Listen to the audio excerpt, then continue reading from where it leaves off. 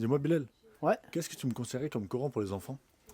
Alors, comme Coran qu'on lit pour les enfants, on- bon, il va y avoir des traductions classiques, comme on a déjà parlé.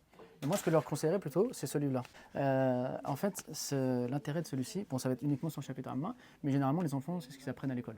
Ils travaillent sur le chapitre Amma, et leur proposer directement de lire le Coran, peut-être que c'est un petit peu une lecture difficile, ou en tout cas, il faudrait les accompagner pour ça. Et je pense que la meilleure manière de les accompagner, c'est justement de commencer par le chapitre Amma avec un support qui soit adapté. Et regarde pourquoi il est hyper intéressant. À chaque fois, donc, on va voir la sourate, par exemple, en arabe, en français et en phonétique. Et puis, on va avoir donc une explication. Tout d'abord, le thème de la sourate, pourquoi cette sourate, et après, on va dire, s'intéresser à, on va dire, les grandes thématiques avec des explications. Par exemple, donc, ça, c'est la sourate avec laquelle on cherche refuge auprès d'Allah Azzawajal, justement contre le diable. Donc, qui est le diable, pourquoi c'est notre ennemi, etc. Ensuite, quelques conseils, et bien sûr, à chaque fois, donc, très, très illustré. Et la même chose donc, pour chaque sourate. Donc, tu vois, à chaque fois, toujours arabe, français phonétique.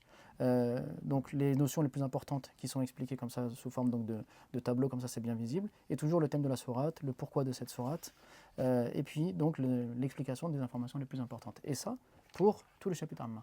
Donc vraiment c'est ultra pédagogique, ça va aider les enfants à aimer le Coran, ça va leur permettre donc d'approfondir leurs connaissances et d'une manière vraiment en fait accessible à tous. Et j'ai envie de dire c'est des fois même très bien même pour les adultes.